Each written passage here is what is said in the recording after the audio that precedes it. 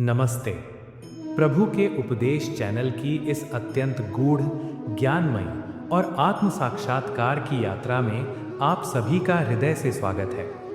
आज हम मानव जीवन के एक ऐसे कटु किंतु परम सत्य पर विचार करेंगे जिससे हम सब जीवन भर भागने का प्रयास करते हैं। मनुष्य अपने जन्म से लेकर मृत्यु तक केवल एक ही प्रयास करता है कि उसे कभी अकेले नहीं चलना पड़े। वह संबंध बनाता है, मित्र बनाता है, परिवार जोड़ता है, समाज का निर्माण करता है और भीड़ का हिस्सा बनकर स्वयं को सुरक्षित मान लेता है। उसे अकेलेपन का भय मृत्यु से भी अधिक सताता है। किंतु जीवन के किसी न किसी मोड़ पर एक ऐसा क्षण अवश्य आता है जब सारे रिश्ते, सारे मित्र, सारे सहारे और सारा समाज पीछे छूट जाता है और मनुष्य स्वयं को एक ऐसे चौराहे पर खड़ा पाता है जहां उसे नितांत अकेले ही आगे बढ़ना होता है। उस क्षण मनुष्य का हृदय भय से कांप उठता है। उसे लगता है कि उसका सर्वस्व लुट गया और अब उसके जीवन का कोई आधार नहीं बचा। आज भगवान श्री कृष्ण के उसी शाश्वत दर्शन के प्रकाश में हम ये समझेंगे कि अकेले रह जाना कोई अभिशाप नहीं है, बल्कि कभी कभी अकेले चलना ही जीवन का सबसे सही, सबसे पवित्र और आपकी आत्मा की उन्नति का सबसे शक्तिशाली मार्ग होता है। भीड़ हमें एक झूठी सुरक्षा का अनुभव अवश्य कराती है, किंतु इस सुरक्षा की कीमत हमें अपनी वास्तविकता, अपनी पहचान और अपने सत्य को खोकर चुकानी पड़ती है। भीड़ का अपना कोई मस्तिष्क नहीं होता, उसका अपना कोई विवेक नहीं होता। जब आप भीड़ के साथ चलते हैं तो आपको वही सोचना पड़ता है जो भीड़ सोचती है, आपको वही करना पड़ता है जो भीड़ करती है। यदि आप भीड़ से अलग कोई सत्य बोलने का प्रयास करते हैं तो वही भीड़ सबसे पहले आपका विरोध करती है और आपको कुचलने का प्रयास करती है। सत्य का मार्ग कभी भी चौड़ा और भीड़ भाड़ वाला नहीं होता। सत्य का मार्ग अत्यंत संकरा, दुर्गम और कांटों से भरा होता है, जिस पर एक समय में केवल एक ही व्यक्ति चल सकता है। जब आप जीवन में कोई बड़ा लक्ष्य निर्धारित करते हैं, कोई ऐसा मार्ग चुनते हैं जो धर्म का हो, न्याय का हो और आपके अंतर्मन की सच्ची पुकार हो, तो उस मार्ग पर आपको अपना साथ देने वाला कोई नहीं मिलेगा। उस समय यदि आप इस भय से सत्य का मार्ग छोड़ देते हैं कि लोग क्या कहेंगे या मैं अकेला कैसे चलूँगा, तो आप वास्तव में अपनी आत्मा की ही हत्या कर देते हैं।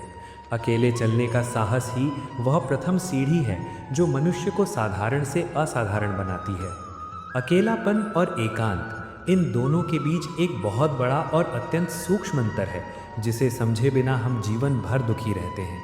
अकेलापन एक पीड़ा है। ये इस बात का दुख है कि मेरे साथ कोई नहीं है, लोग मुझे छोड़ गए। अकेलापन दूसरों की अनुपस्थिति का रोना है। किंतु एकांत एक उत्सव है, यह एक परमानंद है। एकांत का अर्थ है स्वयं के साथ होना, स्वयं को पा लेना। एकांत दूसरों की अनुपस्थिति नहीं, बल्कि अपनी स्वयं की पूर्ण उपस्थिति है। जब आपके जीवन से वे सारे लोग चले जाते हैं जो आपको भीड़ में उलझाए हुए थे, तो ईश्वर आपको अकेलेपन का दंड नहीं देता, बल्कि वह आपको एकांत का वरदान देता है। जब तक आप भीड़ के शोर में घिरे रहते हैं, तब तक आप केवल दूसरों की बातें सुनते हैं, दूसरों की इच्छाओं को पूरा करते हैं और दूसरों की दृष्टि से स्वयं को देखते हैं। उस भयंकर शोर में आप कभी अपने ही अंतर्मन की वह कोमल और शांत आवाज़ नहीं सुन पाते जो साक्षात ईश्वर की आवाज़ है। जब सब साथ छोड़ देते हैं, जब बाहर का सारा कोलाहल शांत हो जाता है, केवल तभी मनुष्य अपने भीतर झांकता है और उसे वहाँ उस परम पिता परमात्मा के दर्शन होते हैं जो जन्म जन्मांतरों से उसकी प्रतीक्षा कर रहा था।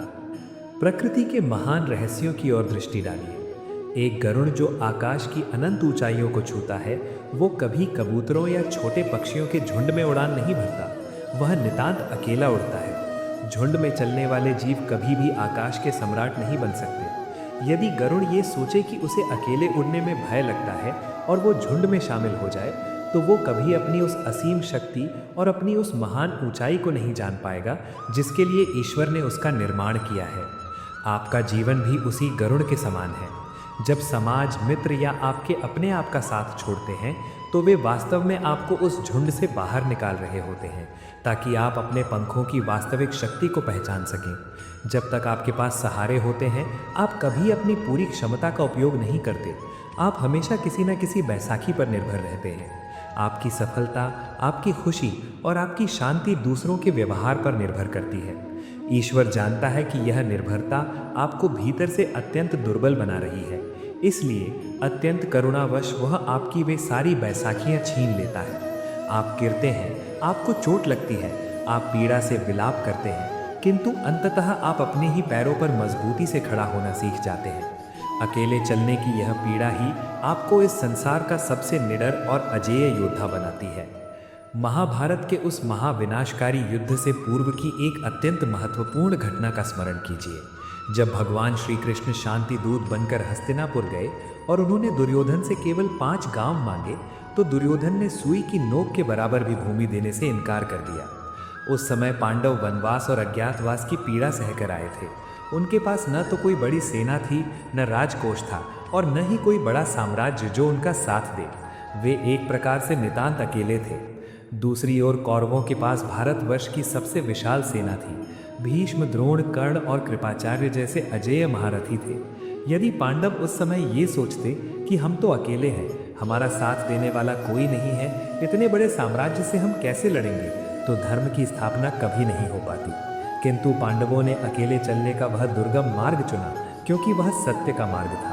और जब मनुष्य सत्य के मार्ग पर अकेले चलने का दृढ़ संकल्प ले लेता है, तो संपूर्ण ब्रह्मांड की दृश्य और अदृश्य शक्तियां उसके साथ आकर खड़ी हो जाती हैं।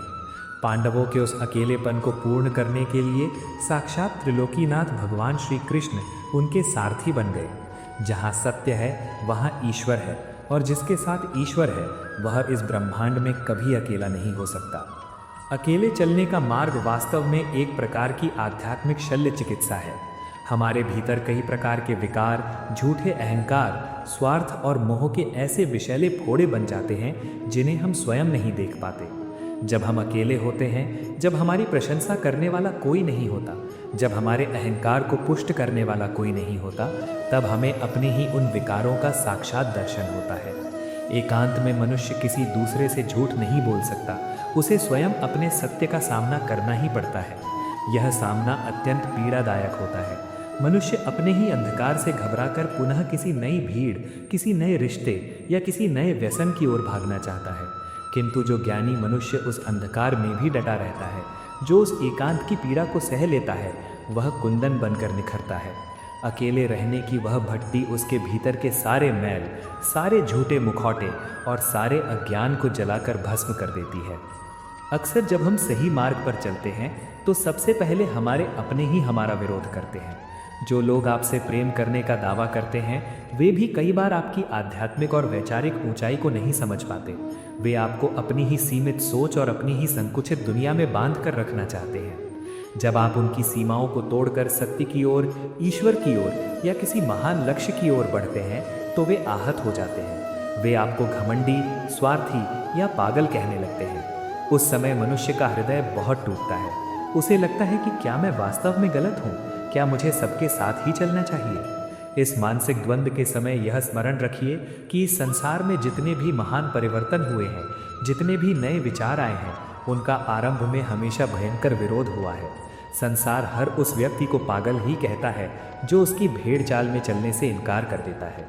यदि आपके अपने भी सत्य के मार्ग में आपके विरोधी बन जाएं, तो उन्हें बिना किसी घृणा के, बिना किसी क्रोध के वहीं छोड़ दीजिए। अपनी यात्रा मत रोकिए। आपका गंतव्य उस भेड़ को प्रसन्न करना नहीं है, आपका गंतव्य उस परमात्मा को, उस परम सत्य को प्राप्त करना है। अकेले चलने का अर्थ यह कदापि नहीं है कि आप कठोर हो जाएं, समाज से घृणा करने लगे या अपने हृदय में कड़वाहट भर लें। एक सच्चा पथित जो अकेले चलने का साहस रखता है, उसका हृदय अत्यंत कोमल, प्रेमपूर्ण और करुणा से भरा होता है। वह किसी से घृणा इसलिए नहीं करता क्योंकि वह यह जान चुका है कि जो लोग उसका विरोध कर रहे हैं वे अज्ञानी हैं। वे अभी चेतना के उस स्तर पर नहीं पहुँचे हैं जहाँ से वे उस विशाल सत्य को देख सकें। वह उन्हें क्षमा कर देता है। वह समाज में रहता है, अपने सारे कर्तव्य पूरे करता है, सबसे मुस्कुरा कर मिलता है, किंतु भीतर से वह किसी पर निर्भर नहीं होता। वह जल में कमल के उस पत्ते के समान हो जाता है जो पानी में रहकर भी कभी गीला नहीं होता। उसे इस बात से रत्ती भर भी अंतर नहीं पड़ता कि कितने लोग उसके साथ चल रहे हैं और कितने लोग उसके विरुद्ध खड़े हैं। उसकी दृष्टि केवल और केवल अपने लक्ष्य पर, अपने कर्म पर और अपने ईश्वर पर केंद्रित होती है।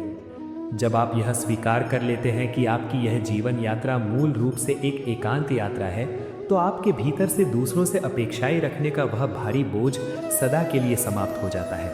हम जीवन में सबसे अधिक दुखी इसलिए होते हैं क्योंकि हम दूसरों से यह अपेक्षा करते हैं कि वे हमें समझेंगे, वे हमारे साथ खड़े रहेंगे और वे हमें प्रेम करेंगे। जब वे हमारी अपेक्षाओं पर खरे नहीं उतरते तो हम टूट जाते हैं।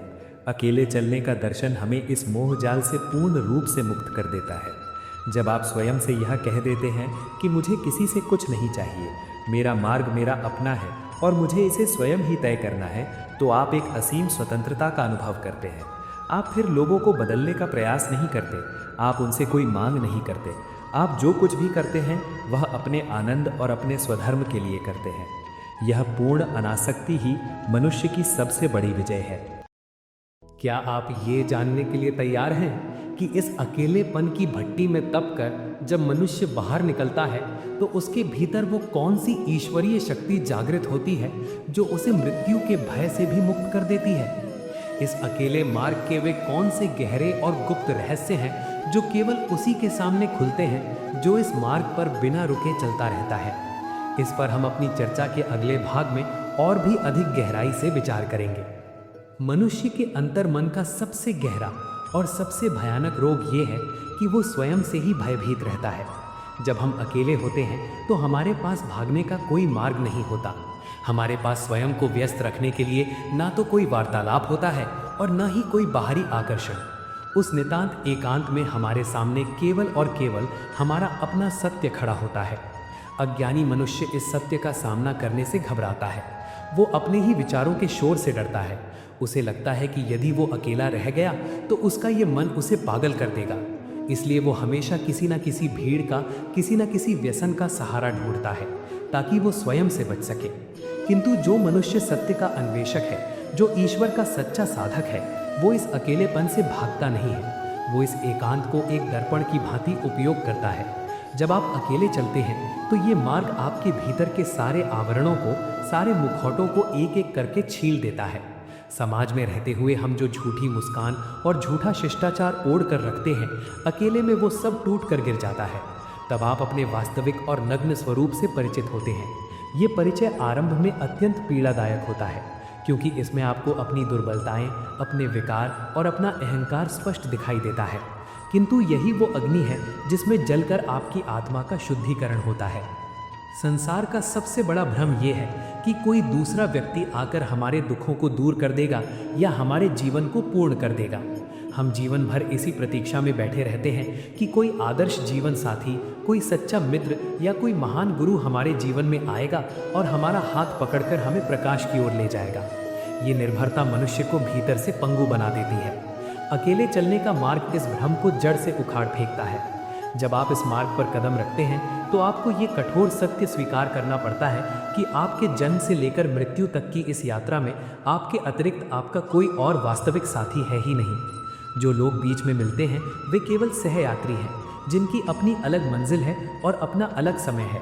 वे एक स्टेशन पर चढ़ते हैं और अपने स्टेशन पर उतर जाते हैं। यदि आप उनके उतर जाने पर विलाप करते हुए अपनी ही यात्रा रोक देंगे तो आप कभी अपने गंतव्य तक नहीं पहुंच पाएंगे। अकेले चलने का साहस आपको ये सिखाता है कि आपके दुखों का समाधान किसी और के पास नहीं बल्कि आपके ही भीतर है। आप स्वयं ही अपने शत्रु हैं और आप स्वयं ही अपने सबसे बड़े मित्र हैं। जब ये बोध जागृत होता है तो बाहर की ओर देखने वाली दृष्टि भीतर की ओर मुड़ जाती है और यहीं से आध्यात्मिक जागरण का आरंभ होता है। इतिहास के पन्नों को पलट कर देखिए। इस संसार में जिसने भी कोई महान परिवर्तन किया है, जिसने भी कोई नई दिशा दी है, उसे अपना मार्ग अकेले ही प्रशस्त करना पड़ा है। जब राजकुमार सिद्धार्थ ने सत्य की खोज में अपना राजमहल छोड़ा था तो क्या उनके साथ कोई सेना थी?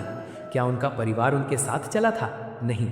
वे घोर अंधकार में अपनी सोती हुई पत्नी और पुत्र को छोड़कर निपांत अकेले ही उस वन की ओर निकल पड़े थे जहां केवल हिंसक पशु और भयानक एकांत उनका स्वागत करने के लिए खड़े थे। यदि सिद्धार्थ उस रात अकेले चलने का साहस नहीं जुटा पाते, यदि वे अपने परिवार के मोह और समाज के भय से उसी राजमहल में रुके रहते, तो वे कभी भगवान बुद्ध नहीं बन पाते। संसार को कभी वो करुणा और वो ज्ञान प्राप्त नहीं होता जिसने करोड़ों लोगों का जीवन बदल दिया। अकेले चलने का वो निर्णय ही सिद्धार्थ को बुद्धत्व तक ले गया। इसी प्रकार भक्त शिरोमणि मीराबाई का उदाहरण लें। राजघराने की उस वधू ने जब भगवान श्री कृष्ण के प्रेम का मार्ग चुना तो पूरा राज परिवार, समाज और उनके अपने ही उनके प्राणों के शत्रु बन गए। उन्हें विष का प्याला दिया गया, उन्हें अपशब्द कहे गए और अंत में उन्हें महल से निकाल दिया गया। मीराबाई उस मार्ग पर पूर्णतः अकेली थी। उनके साथ चलने वाला कोई सगा संबंधी नहीं था, किंतु उन्होंने उस अकेलेपन को साक्षात गिरिधर गोपाल के साथ जोड़ लिया। जब संसार ने उन्हें अकेला किया तब ईश्वर ने उनका हाथ थाम लिया। ये प्रमाणित करता है कि जब आप धर्म, सत्य और ईश्वरीय प्रेम के मार्ग पर अकेले चलने का अदम्य साहस दिखाते हैं तो स्वयं विधाता आपका रक्षक बन जाता है। अकेले चलने का सबसे बड़ा और सबसे दिव्य फल ये है कि ये मनुष्य को मृत्यु के भय से हमेशा के लिए मुक्त कर देता है। मृत्यु क्या है? मृत्यु संसार से, संबंधियों से और इस भौतिक देह से पूर्ण वियोग ही तो है। मृत्यु मनुष्य को नितांत अकेला कर देती है।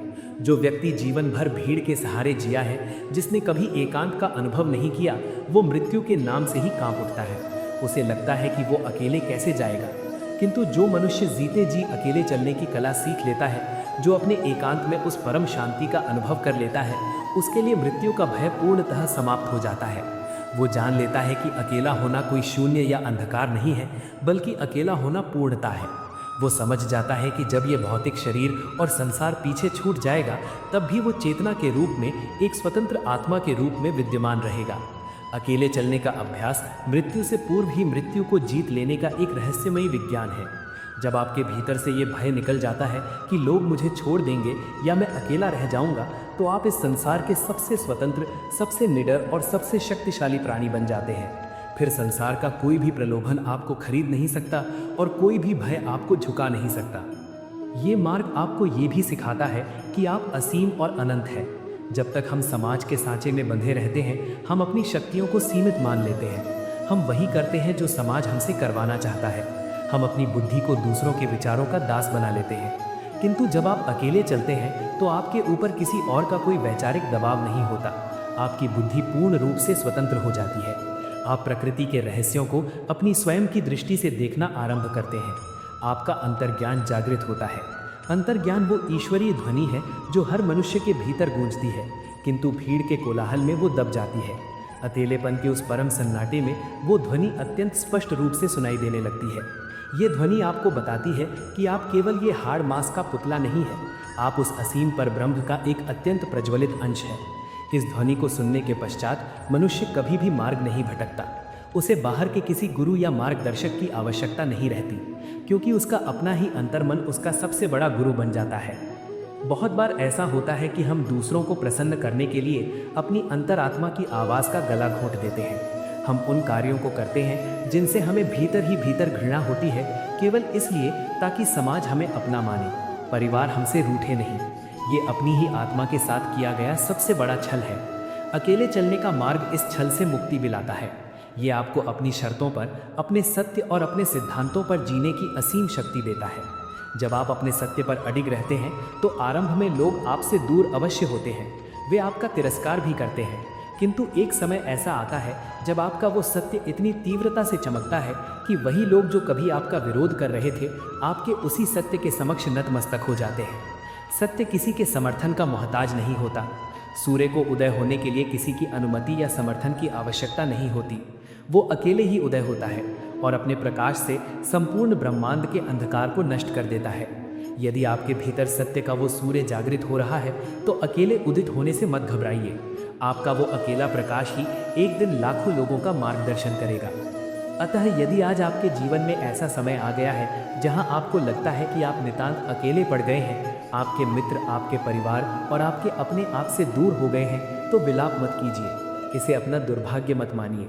इसे उस परमेश्वर का भेजा हुआ सबसे बड़ा निमंत्रण मानिए। ईश्वर ने आपके जीवन के मंच से उन सभी अनावश्यक पात्रों को हटा दिया है ताकि आप और वो ईश्वर एकांत में संवाद कर सकें। ये समय विलाप करने का नहीं, बल्कि स्वयं के भीतर गहरे उतरने का है। अपने आंसुओं को पोंछिए और एक नए आत्मविश्वास के साथ इस अकेले मार्ग पर अपने कदम बढ़ाइए। इस मार्ग पर कोई भौतिक साथी नहीं होगा, किंतु आपकी हर श्वास में, आपके हर कदम पर वो सर्वव्यापी और परम दयालु ईश्वर साक्षात आपके साथ चलेगा। जिस मार्ग पर ईश्वर स्वयं आपका सारथी बन जाए, वो मार्ग कभी गलत नहीं हो सकता और उस मार्ग का गंतव्य कभी दुखदाई नहीं हो सकता। अकेले चलना कोई दंड नहीं, ये तपस्या है। ये तपस्या आपको उस अशुद्ध सोने से उस परम शुद्ध कुंदन में परिवर्तित कर देगी, जिसकी चमक को समय की कोई भी धूल कभी मलिन नहीं कर पाएगी। अपने भीतर के उस मौन को, उस एकांत को अपना सबसे बड़ा अस्त्र बना लीजिए। इसी एकांत में आपके जीवन के सारे अनसुलझे प्रश्नों के उत्तर छिपे हैं। इसी अकेलेपन में आपकी उस परम विजय का बीज छिपा है, जो एक दिन विशाल वृक्ष बनकर पूरे संसार को अपनी शीतल छाया देगा। अपने मार्ग से तनिक भी विचलित ना हो, सत्य, धर्म और अपनी अंतरात्मा के प्रकाश में निरंतर चलते रहें। समय की गति को समझना भी आवश्यक है। हम अक्सर बीते हुए समय के पछतावे में या आने वाले समय की चिंता में वर्तमान को नष्ट कर देते हैं। समय ही वो एकमात्र संपदा है जो एक बार जाने के बाद कभी वापस नहीं आती। आप अपनी सारी संपत्ति देकर भी जीवन का एक बीता हुआ क्षण नहीं खरीद सकते, तो फिर क्यों हम उस समय को व्यर्थ की चिंताओं में गंवा देते हैं। आज जो हमारे पास है वही सत्य है।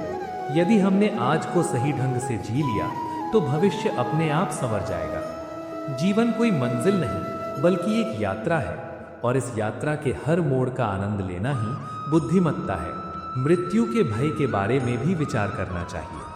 संसार में मृत्यु ही एकमात्र अटल सत्य है, फिर भी मनुष्य इससे सबसे अधिक डरता है। हम ऐसे जीते हैं जैसे हम यहाँ सदा के लिए रहने आए हैं। मृत्यु का भय वास्तव में जीवन को न जी पाने का भय है। जो व्यक्ति हर दिन को पूर्णता से जीता है, उसे मृत्यु से भय नहीं लगता। मृत्यु अंत नहीं बल्कि एक परिवर्तन है। जैसे हम पुराने वस्त्र त्याग कर नए वस्त्र धारण करते हैं, वैसे ही आत्मा पुरानी देह छोड़कर नई यात्रा पर निकल पड़ती है। मृत्यु को स्वीकार कर लेने से जीवन के प्रति हमारा दृष्टिकोण और अधिक स्पष्ट और गहरा हो जाता है। क्षमा वो आभूषण है जो केवल बलवान व्यक्ति ही धारण कर सकता है। प्रतिशोध लेना सरल है, किंतु क्षमा करना अत्यंत कठिन। क्षमा करने का अर्थ ये नहीं है कि आपने सामने वाले की गलती को सही मान लिया, बल्कि इसका अर्थ ये है कि आपने उस व्यक्ति को अपने हृदय से बाहर कर दिया ताकि उसकी नकारात्मकता आपको और अधिक कष्ट न दे सके। जब तक आप किसी को क्षमा नहीं करते, आप एक अदृश्य जंजीर से उससे बंधे रहते हैं। क्षमा आपको उस बंधन से मुक्त करती है। ये स्वयं को दी गई सबसे बड़ी भेंट है। ईश्वर की खोज में हम मंदिरों, मस्जिदों और तीर्थों में भटकते हैं। हम भूल जाते हैं कि वो परम तत्व हमारे हृदय के सिंहासन पर विराजमान है। भक्ति का अर्थ केवल कर्मकांड नहीं है, बल्कि उस परमात्मा के साथ एक अटूट संबंध है। जब आपके हर कार्य में ईश्वर का स्मरण हो, जब आपके हर विचार में लोक कल्याण की भावना हो, तो समझ लीजिए कि आप वास्तविक भक्त हैं। ईश्वर को पाने के लिए संसार छोड़ने की आवश्यकता नहीं है, बल्कि संसार में रहते हुए भी संसारी न होना ही वास्तविक योग है। स्वयं विचार कीजिए, क्या आप इन गुणों को अपने भीतर उतारने का प्रयास कर रहे हैं? क्या आप अपने जीवन की बगिया को प्रेम, धैर्य और करुणा के फूलों से महका रहे हैं? यदि आप आज से ही छोटे छोटे परिवर्तन करना शुरू करेंगे, तो एक दिन आपका जीवन स्वयं एक उपदेश बन जाएगा। इच्छाओं के जाल को समझना मनुष्य के लिए सबसे बड़ी चुनौती है। मनुष्य का मन एक ऐसी अग्नि के समान है, जिसमें आप जितनी अधिक वासनाओं की आहुति देंगे, वो उतनी ही तीव्र होती जाएगी। हमें लगता है कि एक विशेष लक्ष्य प्राप्त कर लेने के बाद हम सुखी हो जाएंगे, किंतु जैसे ही वो लक्ष्य प्राप्त होता है, मन एक नई इच्छा गढ़ लेता है। ये चक्र कभी समाप्त नहीं होता। क्या आपने कभी विचार किया है कि आपकी कौन सी इच्छा आपकी अपनी है और कौन सी समाज को देखकर जन्मी है? अक्सर हम उन वस्तुओं के पीछे भागते हैं जिनकी हमें आवश्यकता ही नहीं, केवल इसलिए कि दूसरे के पास वो वस्तु है। इसे ही माया कहा गया है। माया का अर्थ है वो जो वास्तव में सुखद नहीं है, किंतु सुख का आभास देती है। यदि आप अपनी इच्छाओं के साक्षी बन जाएं और ये देखने लगें कि वो कैसे उठती हैं और कैसे विलीन होती हैं, तो आप उनके दास नहीं रहेंगे। कर्म और कर्ता के भाव पर विचार करना भी अत्यंत आवश्यक है। हम अक्सर कहते हैं कि मैंने ये कार्य किया या ये मेरी सफलता है। यही मैं का भाव हमारे दुखों का मूल कारण है। विचार कीजिए, क्या आप वास्तव में किसी कार्य के पूर्ण करता है? एक छोटे से कार्य की सफलता में भी प्रकृति की अनंत शक्तियों का हाथ होता है। किसान बीज बोता है, किंतु उसे अंकुरित करना, उसे धूप और जल देना उसके हाथ में नहीं है। जब हम स्वयं को कर्ता मान लेते हैं, तो सफलता के साथ अहंकार और असफलता के साथ अवसाद आता है। किंतु यदि हम स्वयं को केवल एक माध्यम मान लें तो हम इन दोनों द्वंद्वों से मुक्त हो जाते हैं। कर्म करना हमारा अधिकार है, किंतु उसका फल ईश्वर पर छोड़ देना ही वास्तविक कर्म योग है। जिस क्षण आप कर्ता के भाव को त्याग देते हैं, आपका हर कर्म पूजा बन जाता है। विपरीत परिस्थितियों में मनुष्य का व्यवहार ही उसके वास्तविक चरित्र की कसौटी है। सुख में तो हर व्यक्ति मुस्कुराता है, किंतु महान वो है जो दुख के झंझावातों में भी अडिग रहे। जीवन में आने वाली कठिनाइयां आपको तोड़ने के लिए नहीं, बल्कि आपके भीतर छिपे हुए सामर्थ्य को जगाने के लिए आती हैं। जैसे सोने को शुद्ध करने के लिए उसे अग्नि में तपाया जाता है, वैसे ही आत्मा को निखारने के लिए दुखों की अग्नि अनिवार्य है। यदि आपके जीवन में संघर्ष है तो समझ लीजिए कि नियति आपको किसी बड़े कार्य के लिए तैयार कर रही है। हार मान लेना कायरता है, जबकि संघर्ष करना वीरता। किंतु संघर्ष करते समय हृदय में द्वेष न हो, केवल अपने धर्म का पालन करने का संकल्प हो। अकेलेपन और एकांत के अंतर को समझना भी जीवन की एक बड़ी सीख है। संसार की भीड़ में रहकर भी मनुष्य अक्सर अकेलापन अनुभव करता है। ये अकेलापन एक पीड़ा है, एक अभाव है, किंतु एकांत एक उत्सव है। एकांत का अर्थ है स्वयं के साथ होना। जब हम स्वयं के साथ रहना सीख जाते हैं तो हमें किसी बाहरी मनोरंजन या संगति की आवश्यकता नहीं रहती। जो व्यक्ति एकांत का आनंद लेना जानता है, वो संसार के किसी भी कोने में सुखी रह सकता है। एकांत में ही हमारी अंतरात्मा की आवाज सुनाई देती है। आधुनिक युग में हम बाहरी शोर में इतने खो गए हैं कि अपनी अंतरात्मा को सुनना ही भूल गए हैं। दिन में कुछ समय स्वयं के लिए निकालें, मौन रहें और बस अपने भीतर की धड़कन को महसूस करें। यही ध्यान की शुरुआत है। संशय या संदेह मनुष्य की उन्नति में सबसे बड़ा बाधक है। संशय केवल दूसरों पर नहीं, सबसे घातक संशय वो है जो हम स्वयं पर करते हैं। जब हमें अपनी क्षमताओं, अपने मूल्यों और अपने ईश्वर पर संदेह होने लगता है तो हमारा पतन निश्चित है।